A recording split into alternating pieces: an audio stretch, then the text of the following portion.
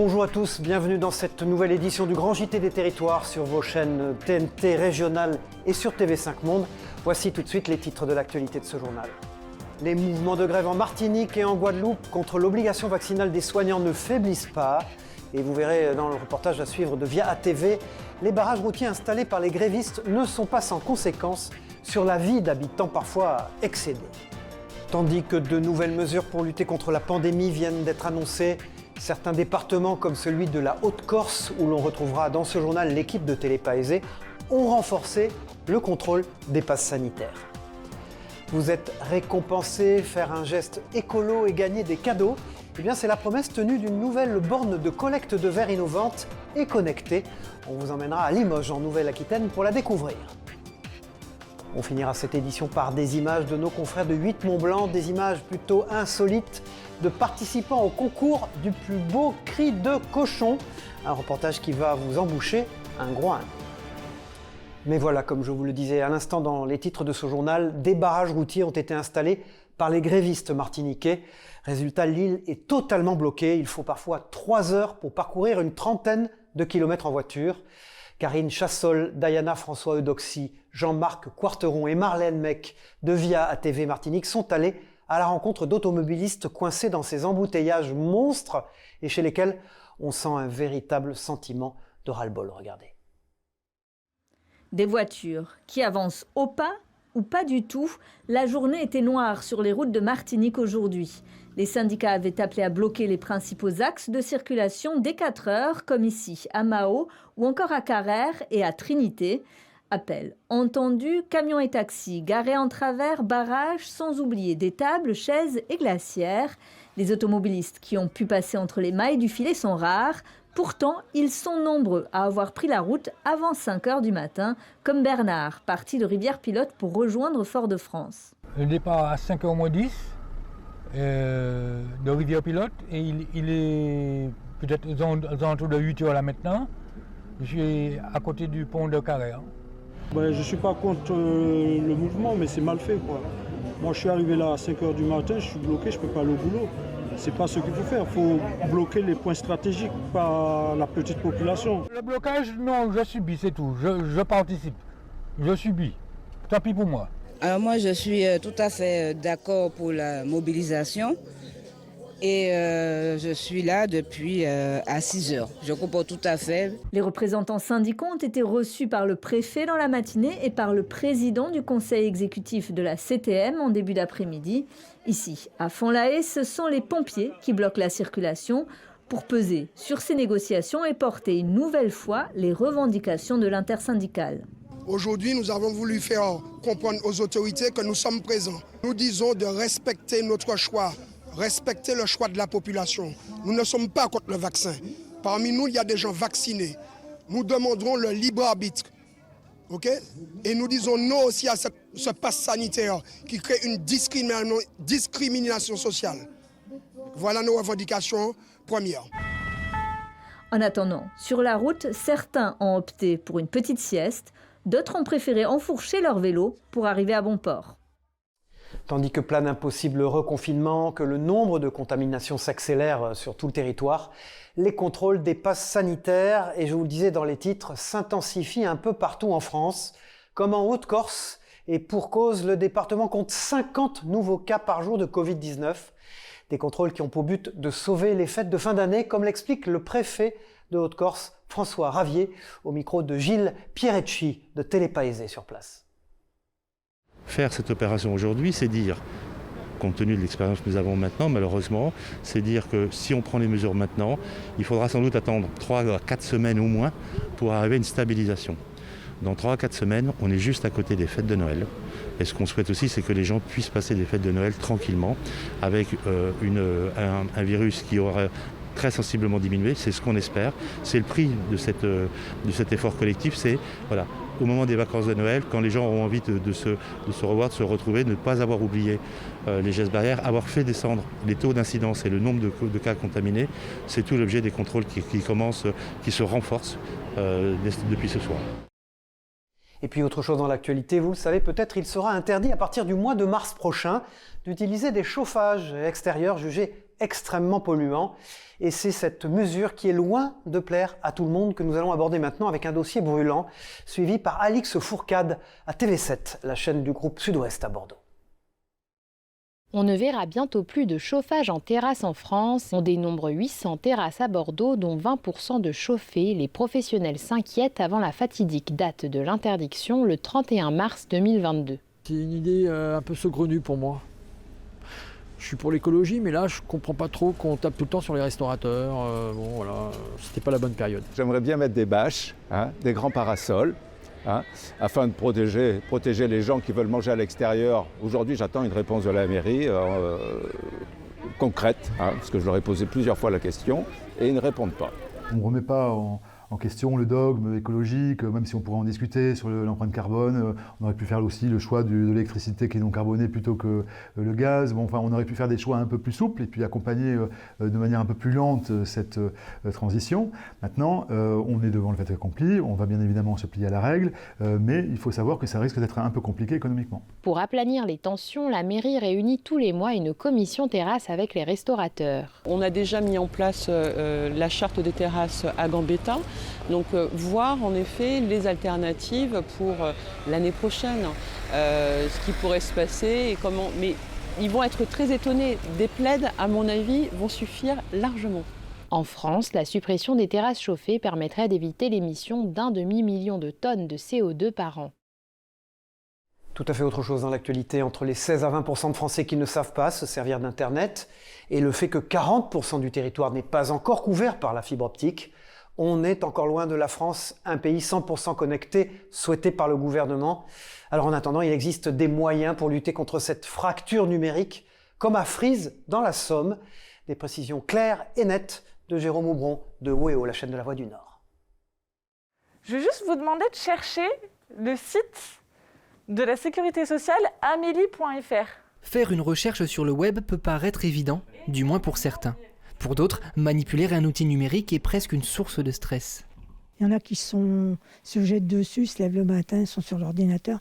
Mais moi, c'est pas une chose, ni le téléphone, c'est deux choses que j'utilise le moins possible, quoi. Avec tout ce qu'on voit maintenant, on ne sait jamais où on va, comment ça peut être réutilisé et tout ça. Créer un compte à la banque ou les choses là, ou même les impôts, pour payer ses impôts sur truc, maintenant il faut pouvoir tout faire. Apprendre à tout faire sur ordinateur, c'est la mission d'Alison Chrétien.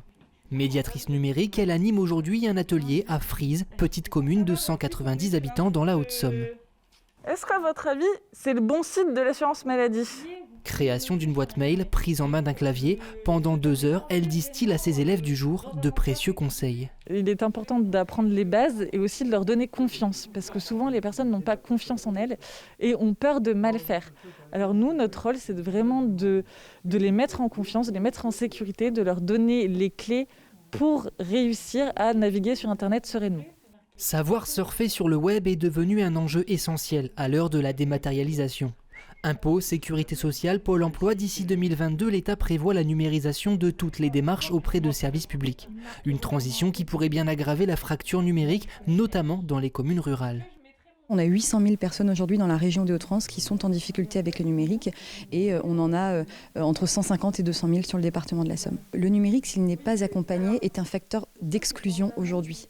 Si vous cherchez un travail mais que vous ne maîtrisez pas le numérique, c'est comme il y a 5 ans et c'est toujours d'actualité aujourd'hui, c'est exactement le même problème lorsque vous vivez en milieu rural et que vous n'avez pas le permis de conduire. Lancé en septembre dernier, le dispositif Autonome a déjà permis à près de 80 Samariens de s'exercer sur ordinateur ou tablette. Tout à fait autre chose dans l'actualité. Il y a 32 ans, l'ONU signait la Convention internationale des droits de l'enfant qui reconnaît, protège ces droits-là, des droits que les principaux intéressés ont visiblement bien intégrés. La preuve dans ce sujet de Mathilde Francou de TV78, la chaîne des Yvelines. Regardez. Une journée pour sensibiliser aux nombreuses injustices subies par les enfants en France et dans le monde. À Montigny-le-Bretonneux, les enfants étaient nombreux ce mercredi 24 novembre à l'Hôtel de Ville. Au programme des animations de sensibilisation menées par les équipes d'animation des accueils de loisirs et du Conseil municipal des jeunes, comme des plaques où les enfants pouvaient dessiner ce que représentent leurs droits à leurs yeux. C'est les droits que normalement tous les enfants devraient avoir. Être soignés, avoir une nationalité, être protégé, avoir une famille. Tous les enfants ont droit de manger à leur faim et de boire. On a tous droit à une famille. On a le droit d'avoir une nationalité. Les enfants pouvaient également planter des fleurs aux couleurs de l'UNICEF et de l'Organisation des Nations Unies au pied de l'arbre des droits de l'enfant. Il y aura donc ces 3 lettres, donc Convention universelle des droits des enfants, qui vont être, fleuries aux couleurs de l'ONU et de l'UNICEF, donc bleu et blanc. Des quiz, des mots mêlés ou encore un memory pour en apprendre plus sur leurs droits. Un enjeu important pour la ville de Montigny-le-Bretonneux qui fait partie du réseau Ville des enfants depuis 2017. Nous considérons à Montigny que la jeunesse est une richesse importante pour le pays, pour l'avenir, et qu'on doit vraiment beaucoup investir pour nos enfants, pour la jeunesse.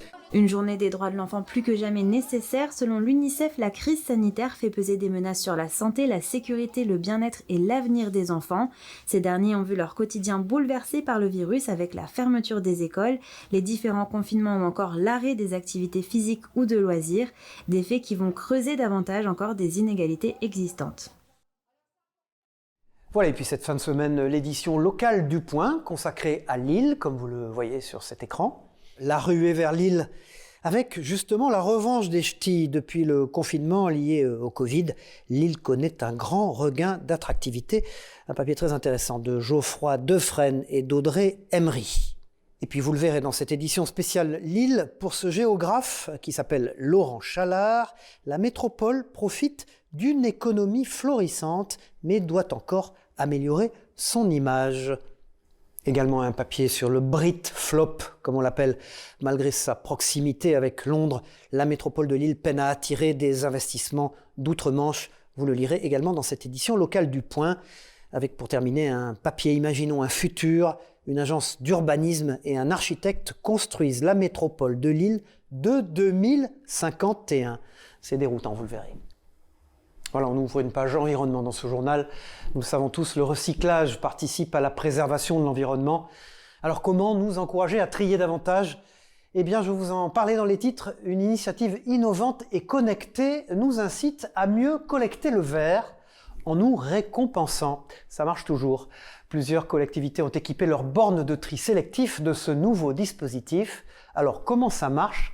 Explication à Limoges de Christophe Rigaud, regardez. Depuis maintenant 2 ans, ils sont de plus en plus nombreux, comme Georgia, à venir déposer leurs emballages en verre dans ce conteneur. Et pour cause, avec ce petit boîtier, des points sont crédités sur son téléphone grâce à une application. Je prends la bouteille et là, vous allez voir. Voilà, donc à chaque dépôt, en fait, il y a le petit point qui apparaît ici et qui va en fait déclencher pour moi le point donc sur l'application. Avec ces points récoltés, Georgia a pu bénéficier d'avantages ou de bons de réduction chez des commerçants. C'est un commerce alimentaire en fait, de produits locaux. Et avec l'offre qui m'était proposée par Kink, j'ai pu avoir 10% de réduction sur la totalité de la facture. Florian utilise l'application depuis son lancement en 2019. Et lui aussi profite des offres proposées. Sur Boisseuil, l'Elix, le restaurant qui est pas loin, propose par exemple un dessert maison au choix offert pour 30 points à l'achat du menu burger. La coiffure, vous avez à la boutique 10% de remise sur des prestations. Ces petites récompenses ont eu un véritable effet incitatif auprès des habitants de Limoges Métropole qui a installé plus de 200 bornes connectées dans les 20 communes de l'agglomération. On voit qu'aujourd'hui, il y a eu une augmentation par habitant de 2 kilos par habitant et par an de l'apport du verre. Donc si on considère qu'on a eu une année blanche avec la Covid, c'est quand même une belle évolution. Pour inciter les habitants à davantage utiliser les bornes et son application, Limoges Métropole a mis l'accent sur la communication. Un investissement gagnant pour la collectivité et l'usager. Pour nous, on diminue notre tonnage en déchets dans notre incinérateur. On recycle le verre qui est recyclable à l'infini. Donc ça, c'est aussi bon pour la planète et c'est bon pour le porte-monnaie de l'usager. Un porte-monnaie bien rempli puisque depuis le lancement du dispositif Clink, 18 000 € de réduction ont été proposés dans les commerces locaux. Voilà, offrir une seconde vie aux anciennes gares. C'est le souhait et l'idée dorénavant de la SNCF avec son projet 1001 gares, lancé il y a 3 ans maintenant. L'entreprise propose d'ailleurs 80 000 m² de locaux vacants sur tout le territoire à convertir. Une deuxième vie pour ces lieux un peu délaissés comme l'Ermitage et à Combourg en Ille-et-Vilaine où Claire Villalon de TVR s'est rendue. Regardez. Prendre son train et chiner quelques objets, c'est désormais possible en gare de l'Ermitage. Il y avait l'ombrelle elle va être regardée. Depuis le 10 novembre, la recyclerie L'Échappe Ébène a ouvert ses portes dans l'ancienne gare, un lieu atypique qui a séduit Mélanie, l'une des porteuses du projet. Ça fait partie du patrimoine de l'Ermitage et des alentours, c'est chargé d'histoire. Et donc c'est chouette de pouvoir ouvrir une recyclerie avec des valeurs justement de vie locale voilà, dans un bâtiment comme la gare. C'est grâce à l'appel à projet 1001 gares que cet espace a pu voir le jour. Après 1 an de travaux, les 120 m² ont complètement été réaménagés. On a essayé vraiment d'en tirer le maximum en compartimentant nos espaces de vente. Et c'est plutôt pas mal au final parce que ça permet de dissocier des ambiances différentes d'un étage à l'autre. La gare de l'Ermitage est la première du département à connaître une seconde vie, mais elle pourrait bien donner des idées à Combourg. Voilà, donc là on est dans un espace de 92 m². C'était un ancien logement de chef de gare. Ces locaux sont disponibles sur la plateforme 1001 gares. L'appel à projet est toujours en cours et ouvert à tous les habitants et à tout type de propositions. On a essentiellement des coworking, des cafés, de la restauration, de l'épicerie bio en circuit court. Donc on sent que tout ça, ce sont des enjeux qui importent et qui se développent. SNCF Gare et Connexion a une enveloppe maximum de 200 000 € pour les travaux. Et l'entreprise est surtout attentive aux projets ancrés sur le territoire. Ce qui nous intéresse, c'est vraiment la dimension sociétale des projets qui sont installés dans les gares. On ne recherche pas de rentabilité immédiate, mais on recherche vraiment à dynamiser le territoire. La gare de Combourg attend donc ses nouveaux locataires. Sur le département, 2 autres projets de réhabilitation vont voir le jour très prochainement en gare de Vern-sur-Sèche et de Montfort-sur-Meux. Voilà, et si demain nous devenions tous entomophages, autrement dit, est-ce que nous pourrions tous nous nourrir exclusivement d'insectes? Dans tous les cas, l'entreprise Agronutrice s'y prépare. Voilà 10 ans que ce laboratoire en Haute-Garonne travaille sur cette question. Et Mathis Gardan de La Dépêche a rencontré pour nous son directeur à Saint-Orens de Garneville. Regardez. Une de nos spécificités, c'est qu'on est pour le moment la première et la seule entreprise en Europe à avoir le droit de commercialiser nos insectes pour l'alimentation humaine. Les insectes, c'est vraiment une solution qui va permettre de produire des protéines dans un monde avec des ressources limitées et un besoin en protéines plus important. Voilà, et sachez qu'il existe plus de 1900 espèces comestibles d'insectes dans le monde. Sur ce, bon appétit pour ceux qui sont à table. Faire du sport dans un fauteuil, c'est possible. Cela s'appelle le e-sport, autrement dit le sport depuis un ordinateur. D'ailleurs, certaines disciplines virtuelles comme l'aviron ou le cyclisme pourraient même être médaillables aux Jeux Olympiques, et oui, d'ici 7 ans. En revanche, pas le football. Pourtant, on y trouve de sacrés champions comme Ilyes, que Céline Ercilia de TL7, la chaîne de la Loire, a rencontré. Et vous allez le voir, son quotidien sort quelque peu de l'ordinaire. À 19 ans, Ilyes est un athlète professionnel. Son talent réside dans ses pouces. Depuis le mois de mai, il est joueur professionnel pour le PSG e-sport. Pour cela, il doit jouer à FIFA, un jeu qu'il pratique depuis tout petit. Et en fait, je jouais beaucoup avec mon oncle quand j'étais petit. Il mettait que des scores. Il me faisait pleurer tout le temps, j'étais dégoûté. Et en fait, j'ai voulu me venger plus tard. Et du coup, j'arrivais à le battre. Et du coup, c'est un peu lui qui m'a motivé à être pro sur FIFA parce que après, j'ai pas lâché le jeu. Et ensuite, j'ai fait beaucoup de tournois et je me disais pourquoi pas devenir joueur pro. Ilyes a remporté plusieurs compétitions. Il a aujourd'hui un contrat d'1 an et gagne entre 1 000 et 3 000 € par mois. Toute la semaine, il s'entraîne en moyenne 5 à 6 heures par jour. Alors oui, il suffit de jouer, mais pas seulement. On joue comme tout le monde, c'est-à-dire que on sait tous faire des passes, tirer, etc. Mais il y a aussi beaucoup de l'analyse, c'est-à-dire qu'on va essayer de voir, par exemple, contre des joueurs pros, qu'est-ce qui permet de contrer sa tactique, quelle formation va-t-il jouer, pour quelles raisons. Il y a plein de choses qui rentrent en compte en fait, et on va s'entraîner beaucoup avant les tournois pendant ces moments-là. Ils sont 3 en France à représenter le club parisien. Ils représentent le PSG et ont pour objectif de ramener le plus de points lors des matchs. Et cerise sur le gâteau, le job permet de faire quelques séjours à Clairefontaine et même de jouer avec les stars du club. Ce qui m'a fait rire, c'est j'ai joué contre Dagba. Et Dagba donc a choisi mon équipe. C'était le dilemme, c'est-à-dire qu'on faisait un contre eux. Et il choisissait notre équipe. Et Dagba m'a dit de choisir la SS. Et j'ai pris la SS et il m'a dit Amouma il est plus lent que moi, comment ça se fait qu'il court plus vite que moi, parce que je lui ai marqué un but avec Amouma, donc il était dégoûté. Et à jouer comme ça toute la journée, Elias a peut-être trouvé le job de rêve. En tout cas, moi j'ai trouvé un super coach pour m'apprendre à jouer à FIFA. Adrien, je te prends quand tu veux. Je vous emmène maintenant en voyage dans ce journal, entre Amsterdam, Londres et San Francisco, avec Katraïn, l'héroïne du premier roman du journaliste Yves Bigot, par ailleurs directeur général de TV5 Monde. Un roman initiatique au cœur des années 60, où une jeune Hollandaise va croiser les figures emblématiques de la pop culture et du rock. Une ambiance et une époque que l'auteur connaît bien. Christophe Rigaud l'a rencontré, regardez. La musique, les années 60, les États-Unis, on retrouve un peu de toutes les passions d'Yves Bigot dans son premier roman Katraïn. L'histoire plutôt rock'n'roll d'une jeune néerlandaise obligée de quitter précipitamment son pays. Elle va être amenée, suite à un scandale de mœurs qui implique son père, à être lâchée sur les routes, donc entre l'été 1966 et l'été 1968, donc au plein cœur de la contre-culture, donc les provos d'Amsterdam qui ont inspiré mai 68, le swinging London, avec les débuts de Pink Floyd et puis la Beatlemania, évidemment.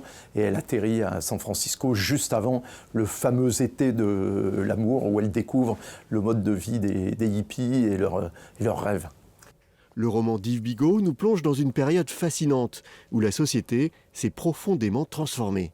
Dans les années 60, c'était la libération des femmes, et c'est ça qui était nouveau, c'était ça qui était révolutionnaire, c'était la manière dont elle faisait des choses qu'elle n'était pas censée faire dans la société jusque-là. Et donc c'est ça qui est passionnant. Un roman haletant qui résonne particulièrement aujourd'hui, alors que la jeunesse est aux prises à de nombreux défis comme l'écologie, l'antiracisme ou la lutte contre les inégalités, des combats qui sont tous nés dans les années 60.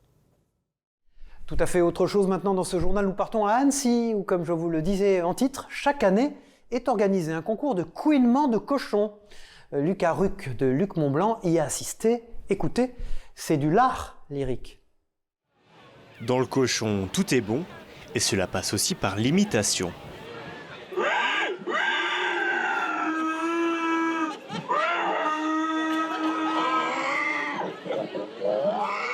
En marge de la 15e fête du Caillon à Annecy, un concours de cris a été organisé comme chaque année, tradition oblige.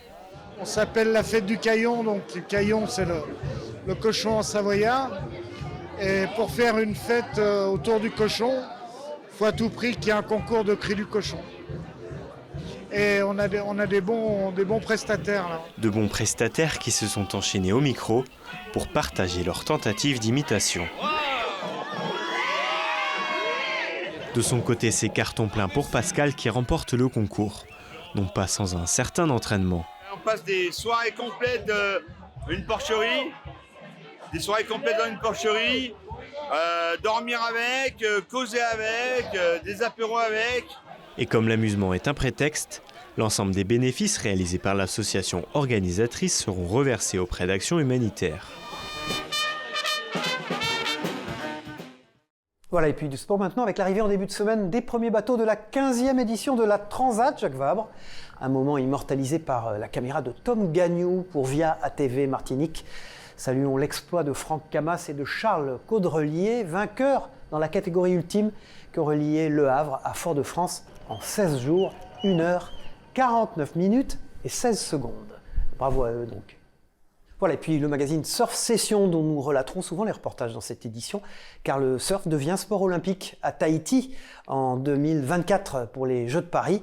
Et Surf Session consacre ce mois-ci un portrait à un homme qui se définit comme un amoureux de la nature, qui alterne entre surf, méditation au sommet des montagnes et refonte esthétique de ses clients, le docteur Alexandre Krasoulia, auquel le VSD, par ailleurs, consacre également un long papier et une interview. Voilà, le surf au programme du sport dorénavant en France et dans ce grand JT des territoires. Voilà, et avant de se quitter, je vous propose de découvrir les incroyables images prises par Fabien Bonilla et Alexandra Marangoni de Monaco Info. Un fabuleux spectacle a lieu dans le ciel monégasque le 19 novembre dernier pour célébrer le jour de la fête nationale.